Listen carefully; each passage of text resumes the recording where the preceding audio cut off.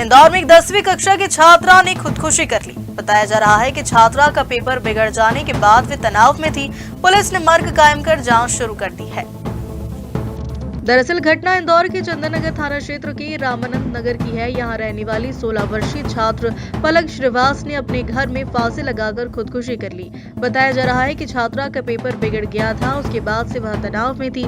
जब माता पिता अपने काम पर और छोटी बहन परीक्षा देने गई, इसी दौरान अकेला पाकर उसने खुदकुशी कर ली। फिलहाल चंदन नगर पुलिस ने मर्ग कायम कर जाँच शुरू कर दी है। गुड़िया का पेपर था सर, मैं काम पे गया था। इंदौर से बड़ी घटना सामने आई है जिसमें एक छात्र की मोहाड़ी वाटरफॉल में डूबने से मौत हो गई। बताया जा रहा है कि सेज यूनिवर्सिटी में पढ़ने वाला बीए द्वितीय वर्ष का छात्र अपने दोस्तों के साथ मोहाड़ी वाटरफॉल घूमने के लिए गया था। वाटरफॉल में नहाने के दौरान छात्र गहरे पानी में चला गया, जिससे उसकी डूबने से मौत हो गई। छात्र का नाम सूरज कुशवाहा है, जो मूल रूप से मुरैना का रहने वाला था और इंदौर में रहकर पढ़ाई कर रहा था। फिलहाल खुड़ैल पुलिस ने मर्ग कायम कर जाँच शुरू कर दी है।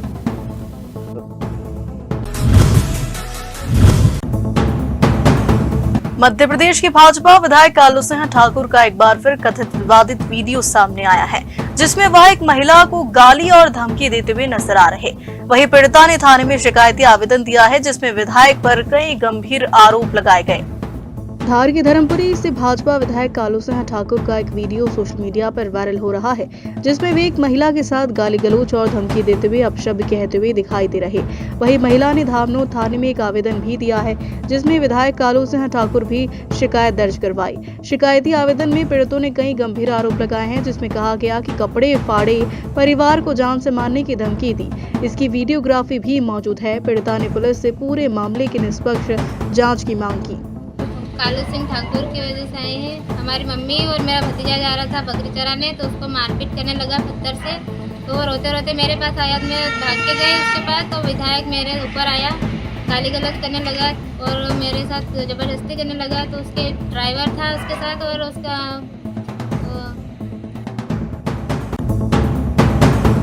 उज्जैन नगर निगम ने वसूली को लेकर सख्ती करना शुरू कर दी है। इसी क्रम में मंगलवार को निगम के अमले ने बकाया राशि जमा नहीं करने पर भील ठाकुर समाज की धर्मशाला को सील कर दिया। उज्जैन निगम आयुक्त अभिलाष मिश्रा के निर्देश बकायेदारों से सख्ती से वसूली की जा रही है। जोन क्रमांक 3 के अंतर्गत नरसिंह घाट स्थित भील ठाकुर समाज धर्मशाला को सील कर दिया। धर्मशाला पर 2,37,000 रुपए से ज्यादा बकाया था, जिसे जमा करने के लिए नोटिस भी दिया गया था, लेकिन इसके बाद भी राशि जमा नहीं करवाई थी। वहीं कांच का घोड़ा लकेड़वाड़ी स्थित मोहम्मद इमरान खान के घर निगम की टीम पहुंची, जहां संपत्ति कर का 70,645 रुपए का चेक दिया। कार्रवाई में सहायक राजस्व अधिकारी भारत मालवीय, वार्ड निरीक्षक राजेश नरवरी एवं निषाद धारकर सहित अन्य अधिकारी कर्मचारी मौजूद रहे। निगम द्वारा बकायदा रुपए वसूली की कार्रवाई की जा रही है। कई लोगों द्वारा राशि जमा नहीं करी, जब 1-2 लाख रुपए हो गया था। भील ठाकुर समाज की धर्मशाला है, तो इसका हमने कुछ की कार्रवाई की गई है। सिंहस 2028 की सफलता के लिए प्रशासन के साथ साथ पुलिस ने अपनी तैयारी शुरू कर दी है। उज्जैन में पहली बार बड़े स्तर पर पुलिस विभाग ने सिंहस को लेकर मंथन किया है, जिसमें डीजी, एडीजी, आईजी और कई जिलों के एसपी सहित 52 वरिष्ठ अधिकारी शामिल हुए। मुख्यमंत्री डॉक्टर मोहन यादव ने सिंहस को अब तक का सबसे भव्य और ऐतिहासिक बनाने का ऐलान किया।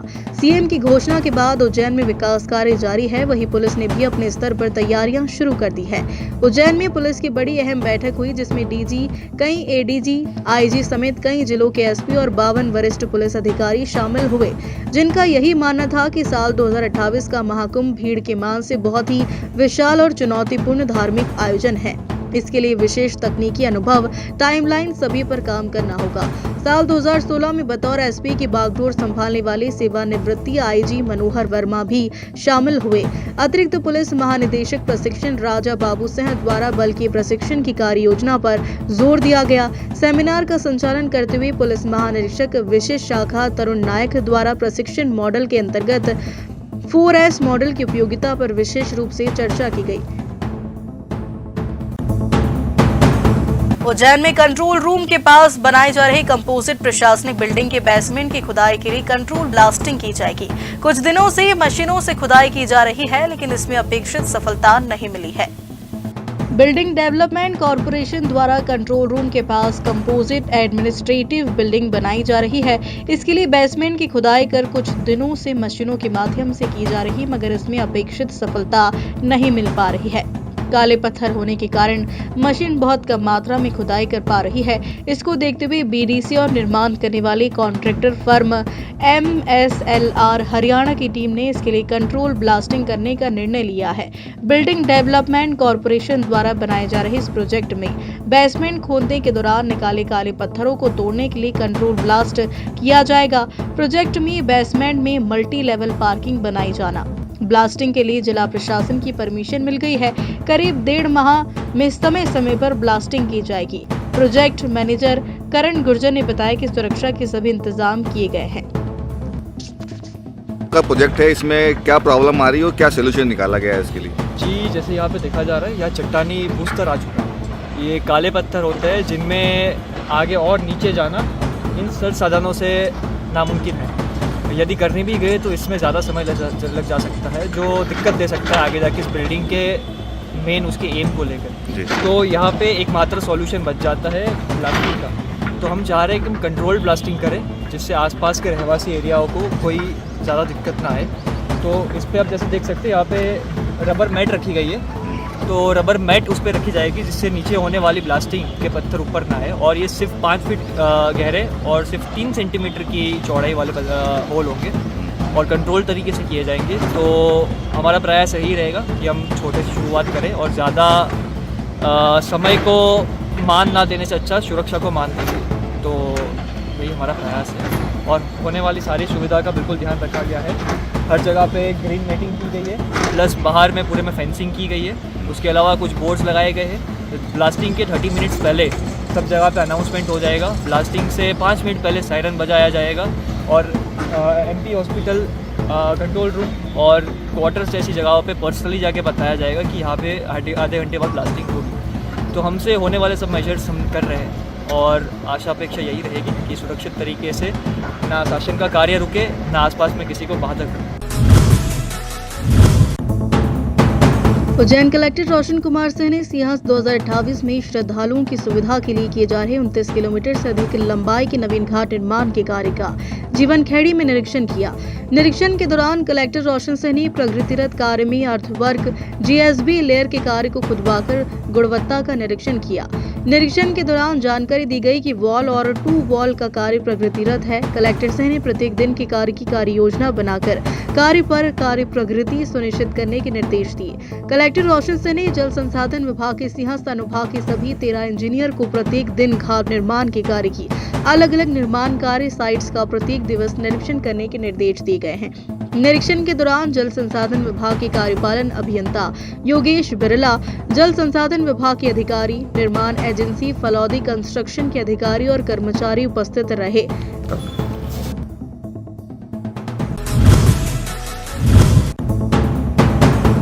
मुख्यमंत्री डॉक्टर मोहन यादव कांग्रेस के किसान महाचौपाल पर तंज कसते हुए कहे कि राहुल गांधी को पहले रबी और खरीफ फसलों की जानकारी लेनी चाहिए। उन्होंने आरोप लगाया कि 1956 में मध्य प्रदेश के गठन के बाद कांग्रेस सरकारों ने प्रदेश और किसानों के विकास के लिए पर्याप्त काम नहीं किया।